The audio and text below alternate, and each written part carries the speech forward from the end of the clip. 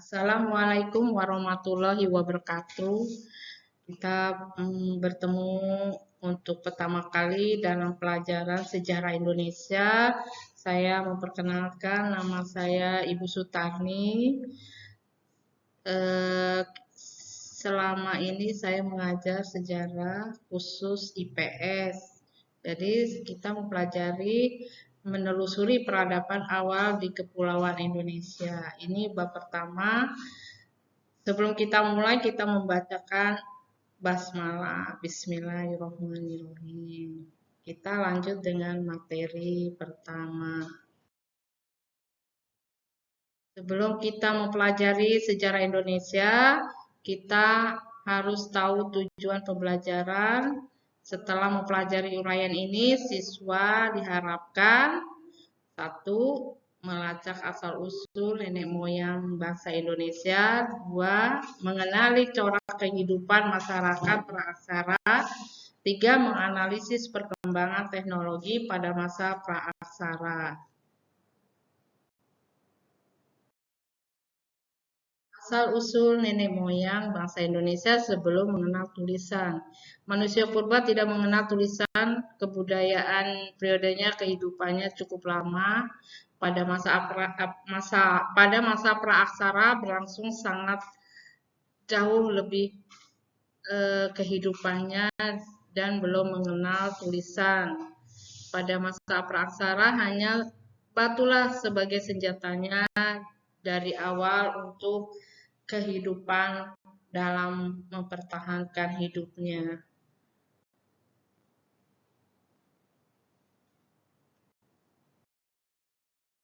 Praaksara adalah istilah baru penggantinya istilah prasejarah. Prasejarah itu penggunaan istilah prasejarah menggambarkan perkembangan kehidupan manusia purba atau manusia yang belum mengenal tulisan. Pra artinya sebelum dan sejarah artinya sejarah. Hingga prasejarah berarti sebelum ada sejarah. Jadi, sebelum ada aktivitas kehidupan manusia, dalam kenyataan sekalipun belum mengenal tulisan. Makhluk yang dinamakan manusia sudah memiliki sejarah dan sudah menghasilkan kebudayaan. Oleh karena itu, para ahli mempopulerkan istilah praaksara menggantikan istilah prasejarah. Lanjut, terbentuknya Kepulauan Indonesia. Jadi sebelum terbentuknya Kepulauan Indonesia, ini bumi kita terhampar luas diciptakan oleh Tuhan Yang Maha Esa. Di bumi ini hidup berbagai flora, fauna, tempat bersemainya manusia dengan keturunannya. Fenomena alam yang terjadi merupakan bagian tak terpisahkan dari aktivitas panjang bumi kita sejak proses terjadinya alam semesta ratusan bahkan ribuan juta tahun yang lalu. Proses tersebut secara geologis mengalami beberapa babakan waktu. Teorinya berdasarkan tentang terbentuknya bumi adalah teori dentuman besar atau Big Bang yang seperti dikemukakan oleh sejumlah para ilmuwan besar Inggris seperti Stephen Hawking. Teori ini menyatakan bahwa alam semesta mulanya berbentuk gumpalan gas yang mengisi seluruh ruangan jagat raya. Jadi, jika teleskop kita bisa melihat melalui teleskop ya di sini teleskop besar Mount Wilson mengamati akan terlihatnya ruang jagat raya. Luasnya radius tahun cahaya. Gumpalan gas itu meledak dengan satu dentuman yang amat dahsyat. Setelah itu, materi terdapat di alam semesta mulai berdesakan satu sama lain, suhu kepadatan yang sangat tinggi sehingga tersisa energi berupa proton, neutron, elektron yang bertebaran di seluruh arah. Terjadinya evolusi bumi itu ada kehidupan memakan waktu yang sangat penting ilmu paleontologi. Jadi pembagiannya dibagi di sini 6 tahap waktu geologis. Masing-masing ditandai peristiwa. Munculnya gunung-gunung, benua, makhluk hidup yang paling sederhana. Sedangkan proses evolusi dibagi menjadi beberapa periode. Satu, masa Ajoikum. Ini zaman sebelum adanya kehidupan, bumi ini terbentuk suhu yang relatif tinggi, suhunya masih panas, belum ada kehidupan. Yang kedua, Paleozoikum, zaman purba tua. Masa ini meninggalkan fosil flora, fauna, berlangsung bertahun-tahun. Terus yang ketiga Mesozoikum, itu zaman purba tengah. Nah, masa ini hewan mamalia menyusui, amfibi, burung, tumbuhan berbunga mulai ada. Yang keempat, Neozoikum, zaman purba baru yang dimulai sejak 60.000 tahun. Zaman ini dibagi menjadi dua zaman, Tersier dengan Kuarter.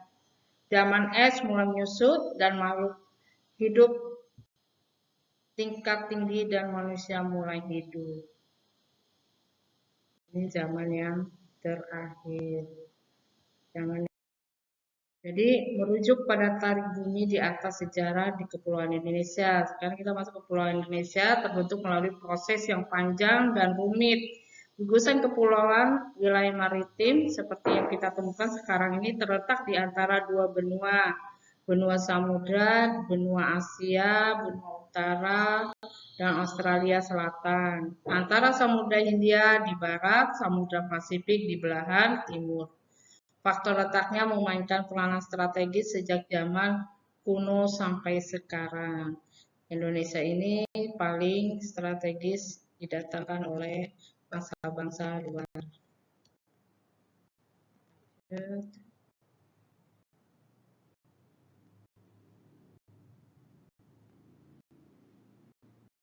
Seperti lempeng-lempeng Indonesia. Di situ ada wilayah kepulauan Indonesia, lempeng Indonesia Australia di selatan, dua lempeng Eurasia utara, tiga lempeng Pasifik di timur.